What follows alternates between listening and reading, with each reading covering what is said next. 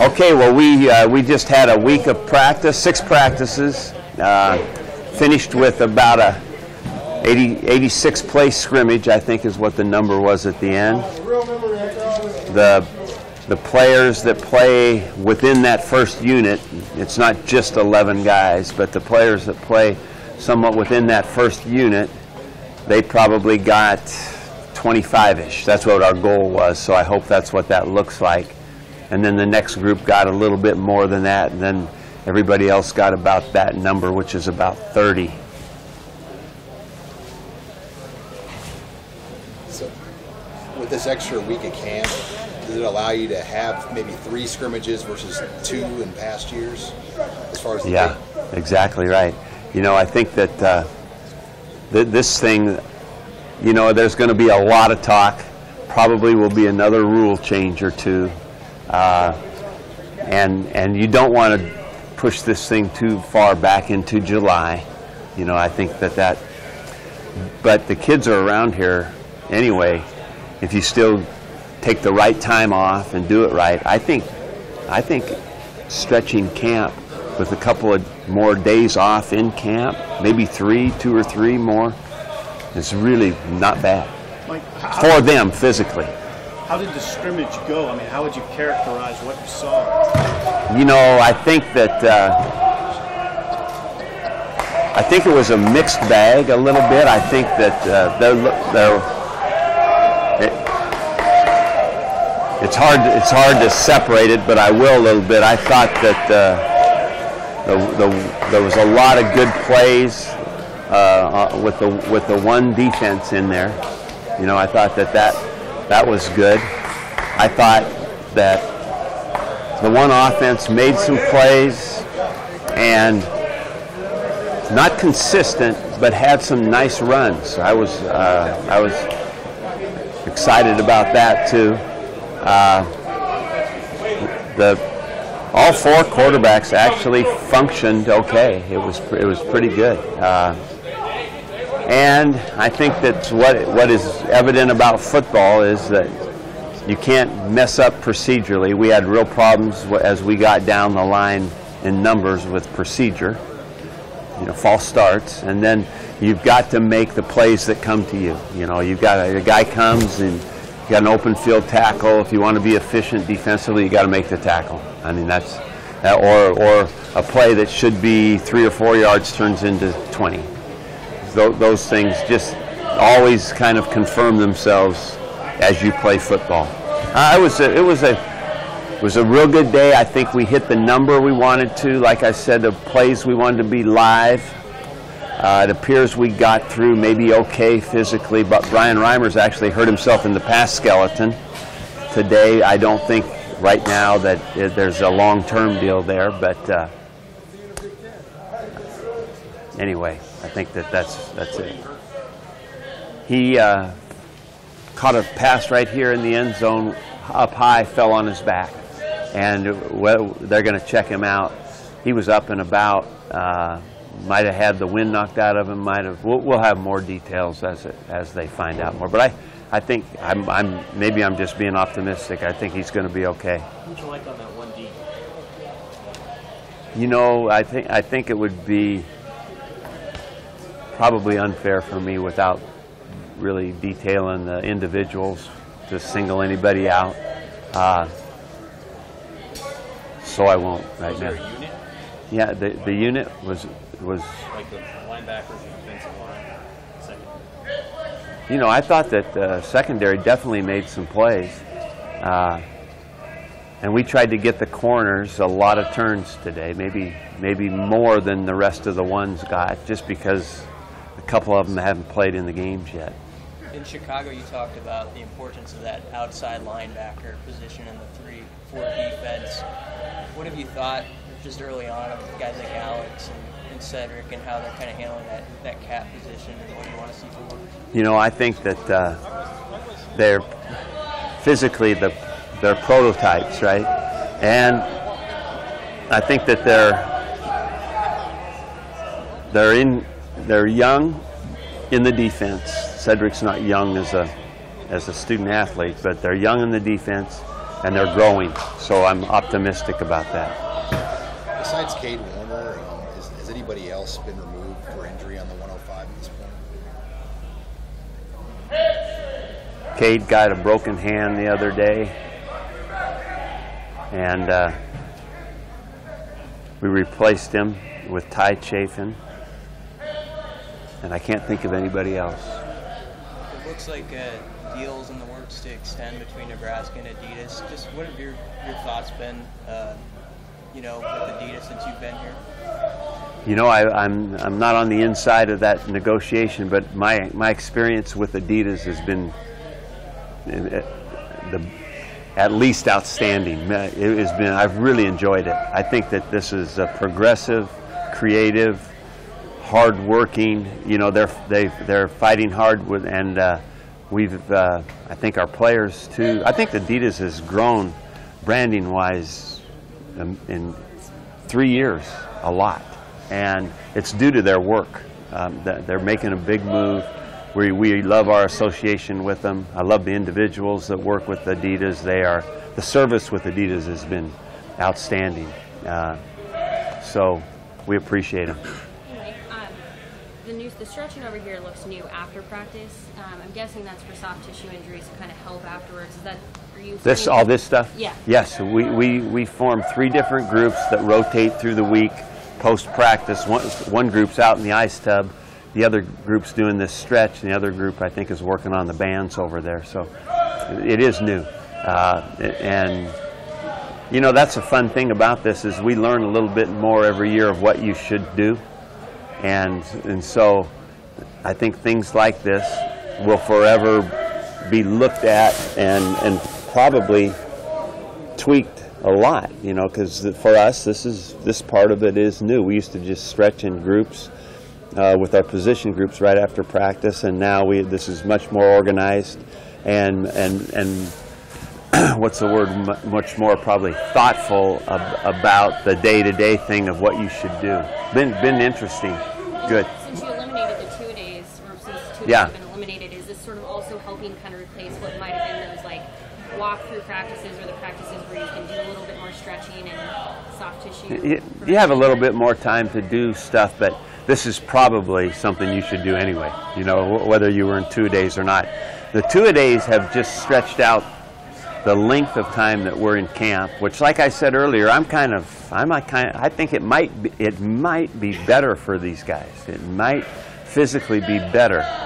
We can spend, because of that, we can spend more time with body maintenance than ever because we don't have a practice at the end of the day.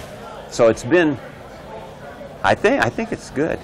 You know, they'll do another something, not today because it's Saturday and we scrimmage, but all the other days of camp, they'll do some more body maintenance at 4 and 5 in the afternoon. So you're saying this might be better than the 2 days were for them right now? yeah, there is no reason for me to say that we should be doing 2 a days. When the medical people say you shouldn't, I don't ever find myself in a position to argue that. So you hit some big runs. Does that indicate that you got some stuff done up front with that first team?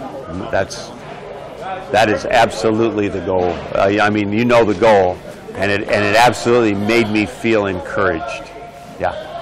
I know you got a lot of hands-on deck with special teams, but have you liked Scott Booker and kind of some of the ideas he's putting forth as you get into that? I've loved Scott. The enthusiasm for the work, the galvanizing of the players in the unit, it's been outstanding. He's a really energetic, you know, I think he grabs kids in a really good way mentally, just psychologically grabs them, teaches them.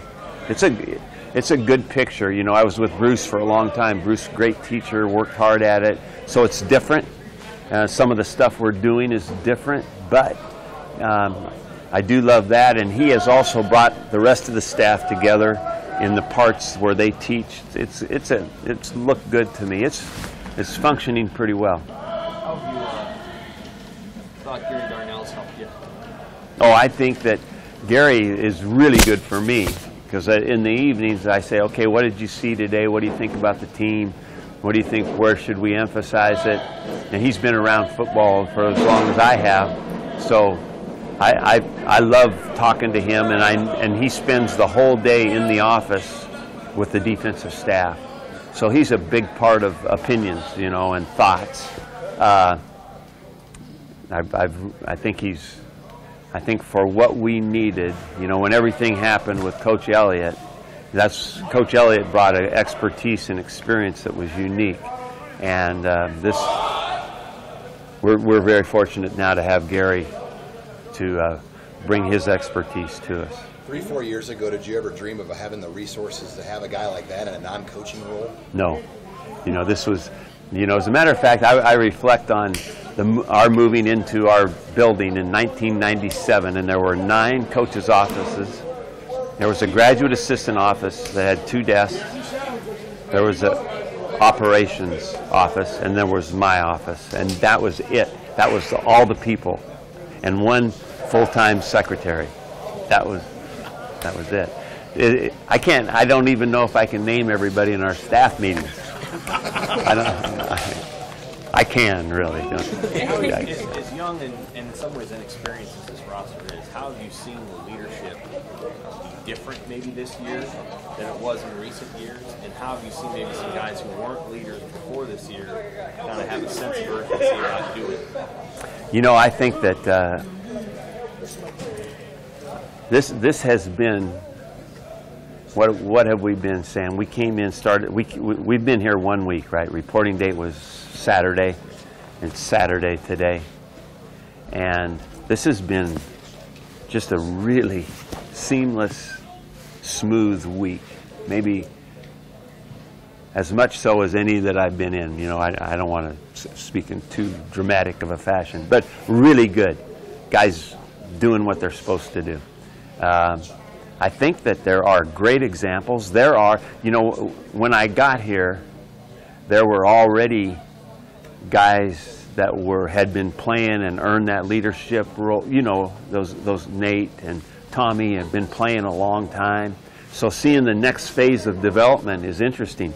And I don't know, there's not any, I think that there's guys that are dynamic about let's go, but there's not, they're not overly dramatic either. They're just great example guys. I think, you know, there's no doubt those 2 inside linebackers are, you know, you just don't have to worry about those guys in any phase, the football phase, the school phase, life, you know, Chris Webber and Dedrick Young. I mean, so to me, that's tremendous leadership. I mean, they do everything they're supposed to do. They're great examples. I think that they're somewhat of a magnet toward people. Mick Stoltenberg is a magnet for sure, and people listen to him. So I think that leadership has grown and developed, but I think this group in general has been really, really easy to handle throughout the camp. He is. Absolutely is. Stanley, you know why he is that everybody knows he'll do anything he can. He's somewhat of a warrior. He'll do everything he can to make a play, win the game. He's really competitive, and preparation has always been good, so I think people respect that. I think when teams look at leaders, I think that in one thing, and it's not always right on, but there's no doubt that talent is respected. So that can cloud that real leadership deal sometimes. But with this group, I don't have to worry about anybody being misguided in that way, because when your good players are doing the right thing and working real at the highest level, that's what you have to have. As a matter of fact, that's my goal in the program. For those guys that have been around, been in the program, as we develop through the years, those guys are the main teachers, you know, that I can just say, you follow Chris Webber around for the day, you'll know how to do this thing, right? So, pretty neat. Dedrick Young. I know we're only 1 week in, but so far, who's caught your eye on the field? Oh, I think that's a little bit too broad for me. You know, I think I like our team, and I can't single out. There's lots of people that through the week have not necessarily it's been new, but a little bit for most a confirmation, right? And then there's been some, I suppose, some growth. Ben Steely has really caught everybody's eye in the last few days. I don't know how today went necessarily for him, but you know, there's a guy for you. I think Cedric King. You know, there's a guy that hadn't played very much, but you know, new defense, new coaching, elevation, pretty interesting. Obviously, the young back has been impressive all week long physically, Jalen. I tell you who was really impressive today, which was encouraging, was J.D. Spielman. You know, some of the plays that we need made from the slot, some of the stuff he can run the ball with, pretty good. Where's Steely playing? He's playing one of the defensive end positions in the 3-4. Yeah. Have a great weekend, everybody.